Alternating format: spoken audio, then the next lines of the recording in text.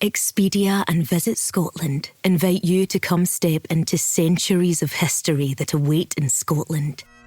Castles steeped in legend walk along cobblestone streets. Come share the warmth of stories passed down through generations. This is a place with a past that is fully present today and all yours to explore.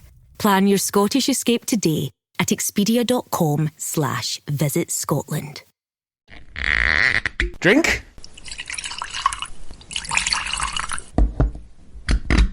Now, shall we begin?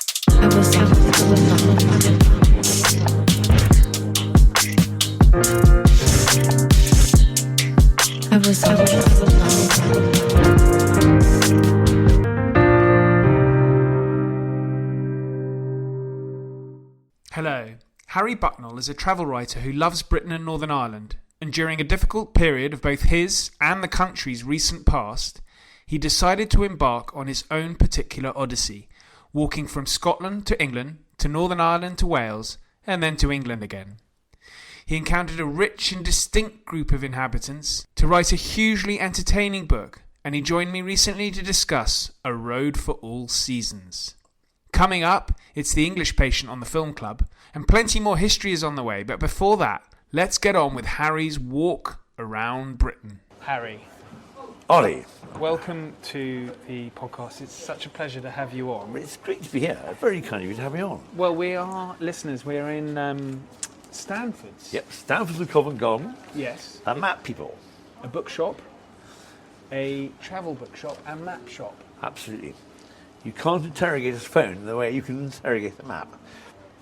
And Stanford's sponsored this book, The 6,500 Mile Journey Through Britain. And when they did so, they supplied me with all the maps, 60 maps. And Tony Mayer, who was then the managing director at the time, said to me, I don't fancy your chance on the tube with that lot, Harry. And I was sent home by taxi. Well, so did they produce the map that's on the inside cover? No, that was done by Lockie Campbell, who is an old friend of mine who does all my illustrations. And so that's the map of the journey there. So we started 4 journeys, one for each season. We started at Iona and then worked my way down through to Newcastle via Glasgow, which was perhaps not the wisest decision because the west coast of Scotland is possibly one of the wettest parts of Britain. The average natural rainfall per person is a small swimming pool, and I got most of it, I think, outside Glasgow. And then went across to Manchester, Liverpool, out to Belfast, and that was the end of the first journey.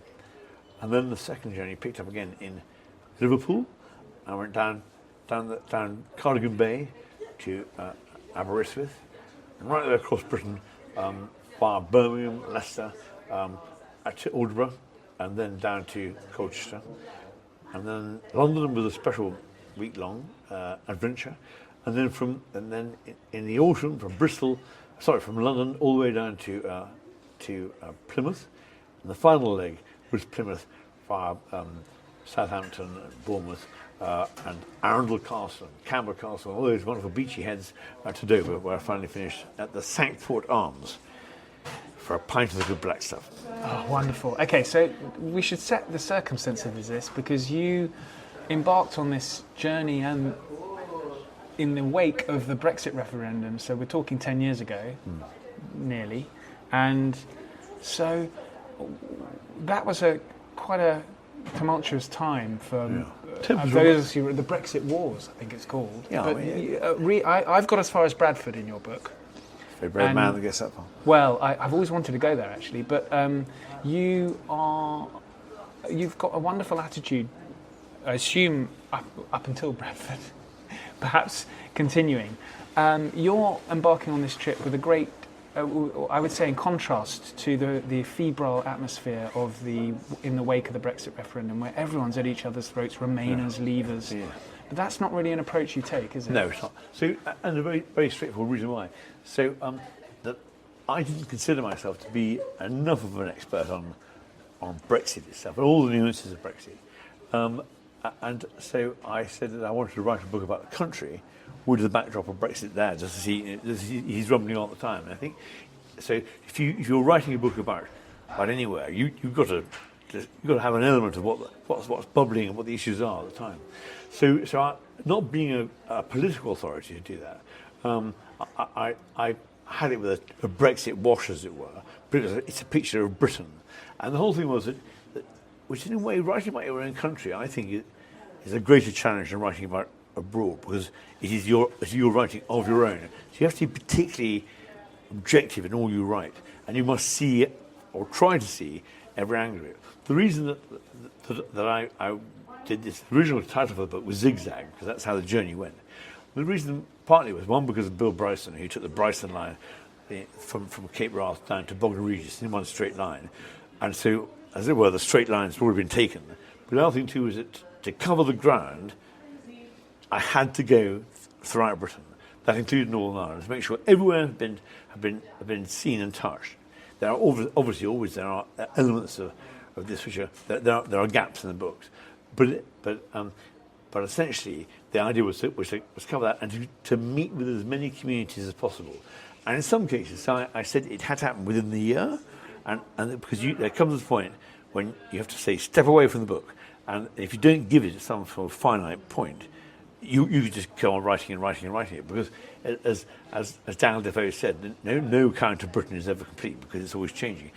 And the thing about A Row for All Seasons, it was the journey took place in 2017. One of the reasons that it's so late coming out is that my brother died immediately afterwards, and a whole series of deaths in the family. I got cancer, but the irony is that it has come out at the sort of 10th anniversary of Brexit, as it were. We don't have a chance to look back and see how much the country has changed. But at the same time as that, the spirit is still the same. So you had to cover the country, you had to cover the communities, and breaking into those communities was really, it was quite exciting, and it was fascinating. The welcome you got throughout was just incredible. And why not? But we think we know England, we think we know Britain, but actually, when it comes down to it, we know our bits of Britain, and we rarely venture out. And once you do venture into those communities, it's really rather humbling, and also it's really rather sort of, well, it's exhilarating because you learn so much. And the irony is about all this that everybody wants the same. That's the Great Britain, and that's what we're all working the same, but we all live in our own communities, and so it's getting that mix. If only people mix much more, it would be an even greater place. And so my point is that we can never sit back on our be complacent about this. We always have to work at relations all the time. And it's about like me talking to you, me talking to the imams in Bradford. I mean, they were just the most remarkable people, really. Well, I'm so glad you mentioned that, because the imams in Bradford, you meet them just around the time when there's a horrific attack in Westminster Bridge. Westminster Bridge, and then they're followed up by the North London mosque killings and so on. And both of which, none of which achieved anything, and both of which were done by fanatics. And what we forget in all these things is that these were extremists. They didn't represent the Muslim community, they didn't represent the Christian community, but there's always some fanatical who will go out of his way and think he's doing his own bit. All that happened was that P.C. Keith Palmer lost his life, and a lot of other people on the bridge lost their lives or were very badly injured. What good did it do on either side? And tit for tat doesn't work. And also, it's not about tit for tat. People should say that there has been, I think, that in the 1990s, I think Britain was a much more welcoming place naturally. I think there was an element, there still is an element, perhaps, of that Brexit awoke or reignited a sort of foreigners go home attitude, which is just like Britain has always lived on immigration. Without immigration, Britain will cease to exist. We'll end up like an old aging nation who have nothing coming up behind them, because it's the immigration that brings in, and always has that historically from way back, even before William the Conqueror. And if you don't accept that, we've always changed, and we've always had people coming in. That's what makes us what we are. And I think one of the great things is that how take for example the Muslim community in Bradford. They inspired. They were re-establishing cricket clubs, and they was welcome to all. And they were such charming, delightful people. And why not? And the same with the Hindu communities in Leicester. You went down parts of Leicester. You go to the Swami, the Mandir, the huge temple they've got there, which is the most incredible building. And you simply think, golly, and yet people didn't know it probably exists. It's white shining marble thing with great gold-top finials, and it's quite remarkable. And then, yet you then go to, say, a synagogue in Bristol, and how many synagogues have you ever been to? I think I'm safe in saying 0. Yeah. See, but there's no reason why not. But once you go in there and you see it's very similar to a church in that sense, and the lovely guy was said one of the chants, he said, "This is like your variety." And I said, "No, the variety is like this," because Judaism goes back something like 4,000 or 5,000 years. It is extremely ancient, and then people don't understand about it. Jews. And my friend who I was with at the time said to me, "Of course, we're all subhuman." I said, "What?" And but historically, Jews have been treated as subhumans in Britain since about the 10th, 12th century. And it was only Oliver Cromwell that repealed the laws that said no Jews were allowed in Britain. I mean, fancy that, it's disgraceful. But also, it is not for us to judge who shouldn't live on this earth as human beings. And the fact that people can go around and say, he's a Jew, therefore he should die, I mean, is it unthinkable? I mean, and for all the history that people say, why they explain to you why the Jews have been persecuted, it never justifies the reason. And it is, I've never understood that. It's just simply unthinkable. No. But and there are it is these elements that I try. Although I intersperse it with the humour of my travelling, my chaotic travelling. The fact of the matter is meeting with these communities is perhaps the key part to it, and also realising that in London you've got. You take the Tube, for example. There's wonderful people who work on the Tube. I mean, and they give their life for the Tube. Blizzards, you name it, bombs, they're always there. And that's stoical London at its very best, I think. And you notice how many of these people are all coming from outside. They're immigrants, and they become part of Britain. And sometimes I think these are like invisible people. We don't even realise they're there, but they're working their socks off for this country, and often we give them a bad press, and I think that's to my mind it's totally wrong. And we are multicultural Britain, and it's a jolly good thing we are too. Yeah, we only see it through sort of negative news stories, particularly more recently, I suppose. Yeah. One thing I rather admire and enjoy about the book is that you often meet with companions. I would love to spend a few days with Sammy. Yeah, that sounds quite alcohol-fueled. I wouldn't vow you. Yes. Sammy Kirkland was from my days in the army, in the Guards Depot. He's a dear friend. And I made the error of travelling to Glasgow to celebrate St Patrick's Day with him, which was a tricky affair. And I can only say that I had to do a fast escape from Glasgow for a short chance I might die, and I took to Moffat, which is one of the most perfect towns in Britain. And Moffat is one of those towns where you go into the market square and it smells of bread in the morning because and then you've got the ironmonger shop with all the perfect displays of ironmongery and hardware, from pots and pans to everything you ever need. There's a sweet shop, old-fashioned sweet shop, and it just has this charm to it, and it was a good place to recover. It's a delightful place, sort of on the border. Were you booking places as you went, or Airbnb-ing, or how did you negotiate it? The sort of practicalities of it all. So each time, so you can plan a journey pretty much in advance in some cases. So all these things you're travelling on an enormous advance from your publisher. Yes. So you really want to get down into the bones of it. So the first thing was that a lot of people said to me, they think I walked it. And I said, 6,500 miles is a very long way. And so I didn't. I got a blister day one. And I determined it had to be on public transport throughout. And I always, in all books, there are 3 books I've written there, it's always public transport, because that's where you get a sense for who's who. And then, but the other thing too is that you could plan the journey ahead. Sometimes you stay with friends who were of interest. Sometimes you stay with friends who weren't of interest. But on other occasions, you just simply, I went to something like Booking.com, and you found the hotel which you thought most suited where you're going to. Some of them were disastrous, some of them were amazing. But it's not about the hotel experience. It's more about who's there in the area it's in. And also, I went to stay in one little hotel. It's called the Bridge Hotel, and she was to say it's somewhere on the outskirts of London. And it was a pub, and it was a shithole. I mean, it was an absolute shithole. But so that's when you write. I hope the Bridge Hotel is not listening to this. No, I haven't finished it. All right. So, and I didn't see where it was. So, but once you got there, and you realised that it was a hive of activity, and it might, if you were writing a TripAdvisor, the Centre Hotel, it's not that. It is a community hub, and people come in here, and that's where they all meet and they greet and they talk, and they watch the football, and that's what it's all about. That's why the British Hotel has its charm, and that's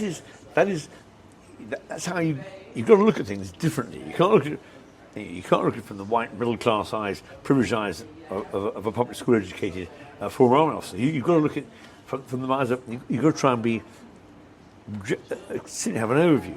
That's quite hard at times to do that because we're so conditioned in our ways that you've got to try and look at it from other points of view. And it's like saying, so for example, John Betchman, rain bombs on Swindon. Slough. On Slough. When you go to Slough, it is like sort of latter days of Gotham City. There's concrete everywhere, and I went there. It was pissing with rain, and everything you could think of Gotham City would be. But it's home to something like, they have a very young population there. So that's their first homes. That means there's a much greater significance. And that's where people live and work. And then you've got to look at that in a sense. So you can't think, well, it's not just a bad place after all. And some of the places that masquerade as being good places turn out to be the bad places. And then, of course, they didn't masquerade it, but it's like, so I got in my mind's eye that Stowmarket was a quaint Suffolk market town. Stowmarket is really London's hub. Every single large warehouse operation is outside Stowmarket, and so it's more East End actually than it is Suffolk. And I've changed this charming hotel, like a sort of country hotel that was a pub and thing.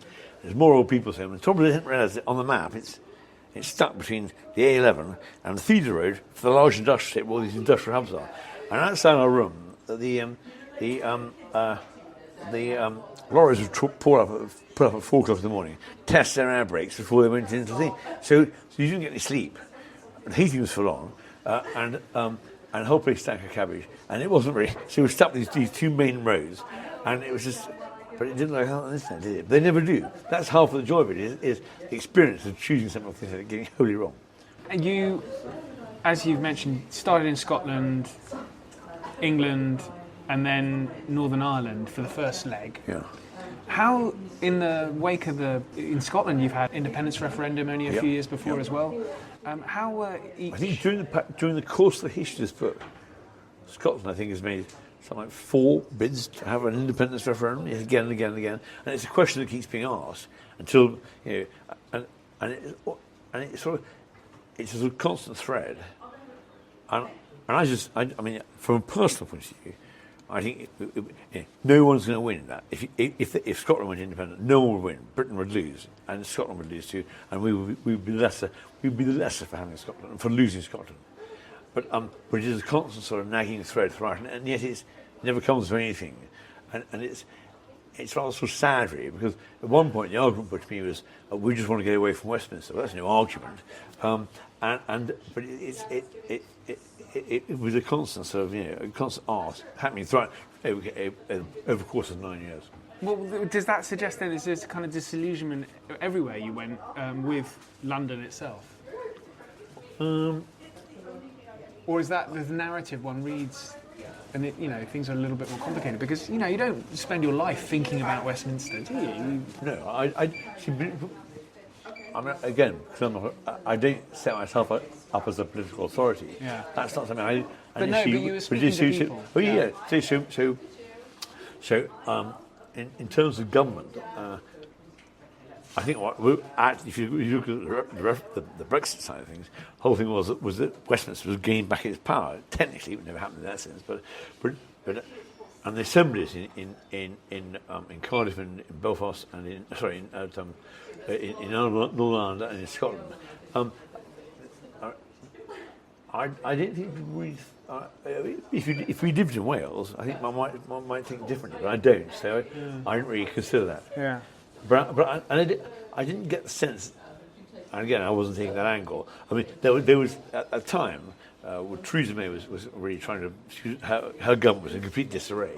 That comes out in the book, You just get the sense of just passing sort of notes, say this is what's happening in government, and so there was a general malaise and distrust of politicians anyway, because they were getting hammer and tongs at it, and that's where Johnson came in, because he was the only person that could actually get that Brexit bill over the line, and he fudged it, but he got it done. And that's perhaps his only achievement in government, really, after that went tits up, as far as I'm concerned.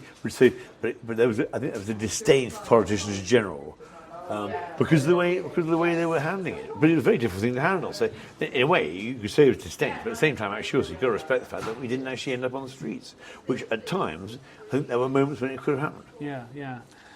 So some of these places, I think you've been to Iona before, but presumably much of it you'd never visited before. Yeah. And it's like you were saying at the beginning of this conversation, how much, when you're writing about your own country, that's often more difficult. But every time you arrive in somewhere, you arrive somewhere new.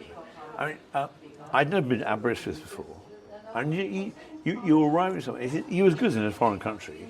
You've got to find out where everything's going on. You have to assess the lie of the land. Aberystwyth is full of seagulls. It also has an award-winning public laboratory, which won the award for being public laboratory of the year for 3 years. I've actually been there. It's wonderful. 3 years won the laboratory. Yeah, Aber. Yeah. So it won the National Laboratory Award for 3 years on the trot. Right. Makes you think, what happened after that? Well, why? yeah. Who took the title? Why would you go there? It's not long. So anyway. But also it has one of the most remarkable things is the National Library of Wales is in Aberystwyth, and it's an enormous palatial building. And up on the staircase is this perspex box, right? Those big perspex boxes which you put your foreign currency in an airport. And this box looks like it's a half-chewed coconut. Like that half-chewed coconut is a Nantios cup, which was retrieved from Stratford Abbey by the Powell family in the dissolution of the monasteries in the 16th century, and it is believed could possibly be the Holy Grail. So, if that is the case, the Holy Grail sits in a perspex box on the top of the National Library stairs in Wales, and no one knows it's there. And you pass it by and you think, oh, it's just a cup. It's a big old coconut, which has been chewed because the pilgrims, the devoted, when they came to take communion from this cup, would then nip a bit off. So gradually the cup became less and less. It looks like a bit of coconut husk. But fancy to think, never mind Raiders of the Lost Ark, that's where it is. That's quite a remarkable stone, I think. I have no doubt that is definitely the Holy Grail. Well, that's fine. Well, it definitely is, because Wales aren't winning there at the Robert. No, they're not. So how long did it take you to write, really? Because this is, obviously, we're talking 2017 now in our conversation, but, it's 2026 now. Yeah, so it didn't get off the blocks. So I got back in December 2017. My brother died a week later, out of the blue. And it was one of those strange events. I always say never let death be your master. But for some unexplicable reason, because he's a very dear brother, they all are, but it hit me very hard. And I didn't get the book underway for 6 months after that. And normally, the moment you get back, you're hitting the rails and you're banging it out. And I just didn't have the sort of power. Did I have a mental block? Have a writer's block? I say that writer's block doesn't exist because you just write. You're writing, but I didn't have the sort of, for some reason, I didn't have the will to even sit down at a laptop and write in the way that you have to really focus on it. But life does go on, and so that's why it took some time to get underway, and then it got dispersed by then my father dying, my mother dying, and I got cancer. So that's why it took a long time. But then you think COVID came in, and you think, great, happy days, you can get that book banged out. I've never been busy during COVID writing other people's newsletters and that stuff. So that also got away. And then it was delayed by the publisher for another 2 years because the book they waited for the time to be right. So its moment is now. And I think actually, the reason why I think it works well that it's well, I think it is. So that was great intuition on my publisher's part, and Andrus is a very feline fellow, has that knack for the market, and I think it has greater impact now. For example, in Swindon, I went round the Honda factory, 2 assembly lines, and a whole airfield, pushing out Honda Civics for export all around the world. Yeah. That now is closed. 2 plants have closed, and that now is just a memorial garden. That's a sign of how Britain's changed. And Britain is always changing. So but it's just interesting to see how these things are.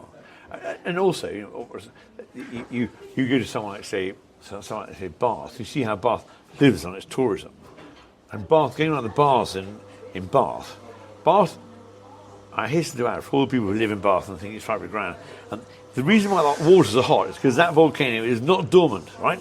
Because if the waters weren't hot, so there could be an eruption any minute now. Just so smoke people. But when you went there, it was incredible how people. When you're in the baths, you got a sense of how Bath was in Roman times. You really did get that. And one of the things you went to the bath for was you had your pubic and your armpit hair plucked. And I think that must make your eyes water a bit. But it was how you got the sense of how the baths actually were. But today, everybody goes around the baths on the audio tour. So they're all plugged in, not a word. And you watch around these half zombies going around, and then someone stops to inspect something for a second too long. They all pile into it. Oh, sorry, Bob and Sheila. And I say that was quite interesting. It's so geared to that great tour market and the great tourism that goes on there. But it's a great city to go and visit. Yeah. And like again, if you go into Bristol, a great city of contrast. From London to Bristol is down the engineering superhighway that was built by Isambard Kingdom Brunel, which had the audacious ambition of reaching London to New York in 17 days. That's like sort of belt-fed internet connectivity today, and he did achieve it.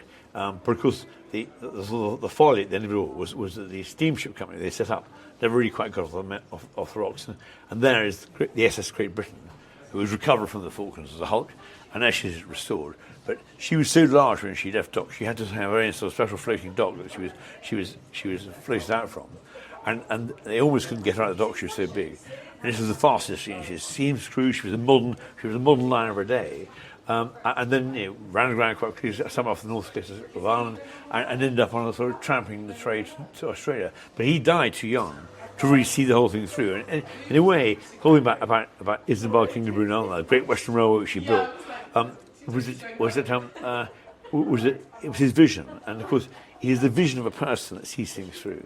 Anything's drive and vision. I remember he died, of course, in right off. But the GWR, the Great Western Railway, still runs to this day. And when I was in London with Andy Scholes talking about the Jubilee, the Queen Elizabeth line being built, the Crossrail, he was talking about how we're connecting the east and the west, and they still talk about the Great Western Railway and linking up to the east. So you can do that now, and that's that bit there. And it's rather incredible to see the Brunel's vision, which was built in something like 5 years from London to Bristol. It still exists to this day. And furthermore, the reason we have Bristol used to have a different time from London, so it's 7 minutes ahead. So that's why I have 2 facing clocks on the high street: Bristol time and London time. And the reason why we only have one time zone, is because of the railway timings, because it made timetabling an absolute nightmare. So they then went to one standard time. I had no idea about that. See, there you go. You learn something new every day on the History Book podcast. You do.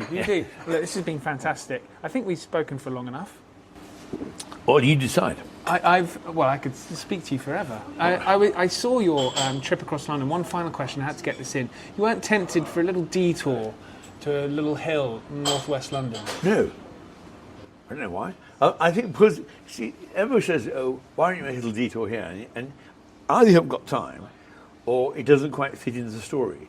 And if I'd done that, so that's specifically why I made a point of going to meet Steve Pound, Labour MP, because you want to be somewhere outside. So if I'd gone to school, I should have gone to a comprehensive school, or a grammar school, or an academy, not a public school of note on the mountains of northwest London, because that would be too easy. Yeah. You've always got to push the envelope and put yourself in that point of discomfort, where then you can use your eyes to see how things are from a different perspective. Yeah. That's what it's all about. Wonderful. Well, you've certainly achieved that, and I can't recommend this book enough to listeners, particularly I think I mentioned this earlier, it's pure escapism for me. in your own country. It's wonderful to read. And it's all well. I It's love all your well writing, on the map. but don't take my word for it.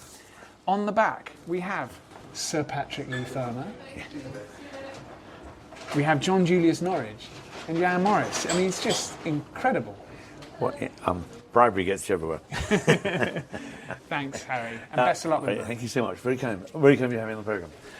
Great. Well, There we go. all right. I hope that's good. How long has it got there? We've come to the end of this club meeting, so thank you for listening. If you want to get in touch about club benefits, please do, either by email or on X or Instagram.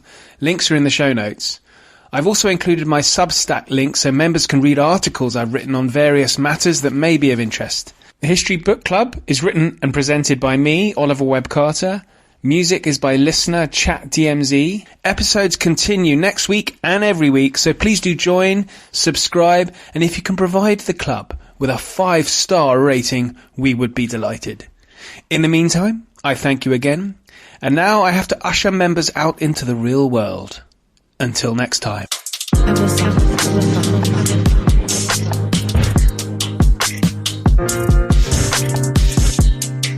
I was